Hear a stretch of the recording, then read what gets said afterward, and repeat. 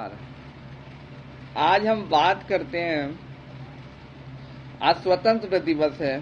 सबसे पहले independence day और स्वतंत्रता दिवस की आप सभी को हार्दिक शुभकामनाएं और उन सब लोगों को श्रद्धांजलि देता हूं, अर्पित करता हूं जो लोग हमारे देश के लिए कुर्बानी दे चुके हैं।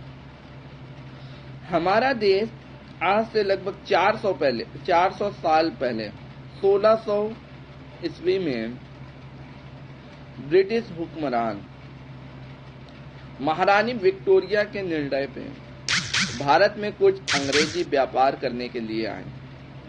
व्यापार करने के लिए उन्होंने भारत में आया और व्यापार करते करते फिर यहाँ पे उनको इतना ज़्यादा फायदा होने लगा, उन्होंने धीमे धीमे भारत पर कब्जे का कर लिया।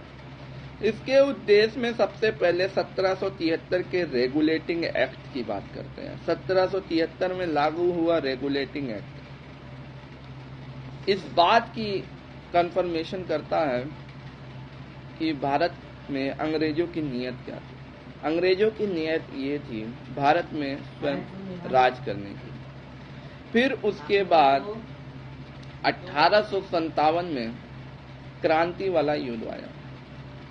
इस क्रांति में बहुत से भारतीयों ने जान गंवाई, मगर ये क्रांति ऐसी थी, कानपुर के एक छोटे से थाने से स्टार्ट हुआ। ये छोटे से नौजवान जिसका नाम था मंगल पांडे।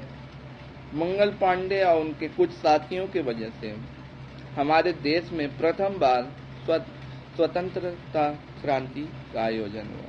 इस क्रांति में कुछ इतना ज्यादा विद्रोह हुआ कि अंग्रेजों ने अपनी माफी मांगी और कुछ उस समय गवर्नर जनरल थे,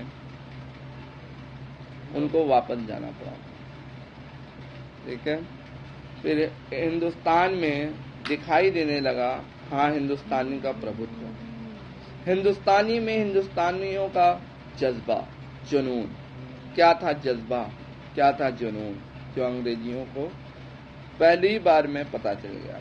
फिर उन्होंने धीमे धीमे करके 1909 तक बढ़ा।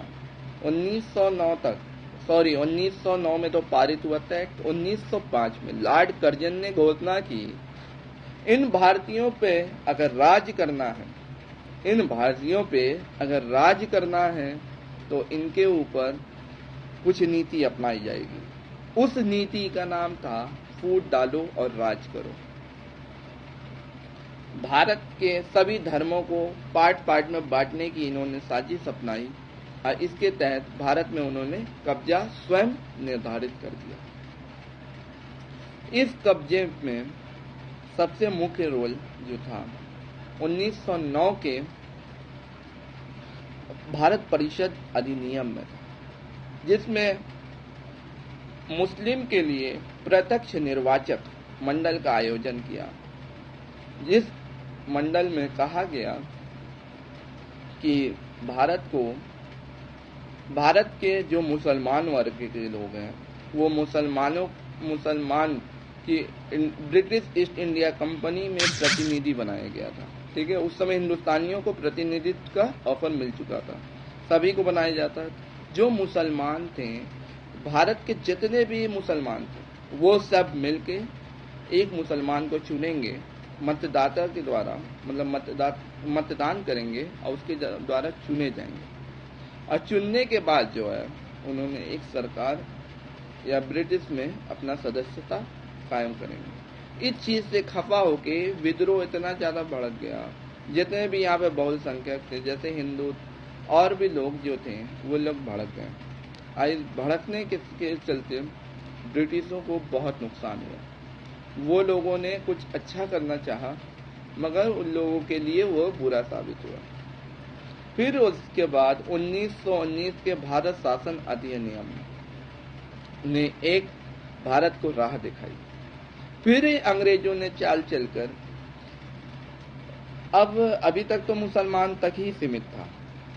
मुसलमान के अलावा अब पंजाब के सिखों और ईसाइयों और मद्रास के ब्राह्मणों, मतलब जो गैर ब्राह्मण थे, जो ब्राह्मण नहीं थे, उनको भी इससे अलग कर दिया गया। उनके लिए अप्रत्यक्ष निर्वाचन मंडल का आयोजन किया।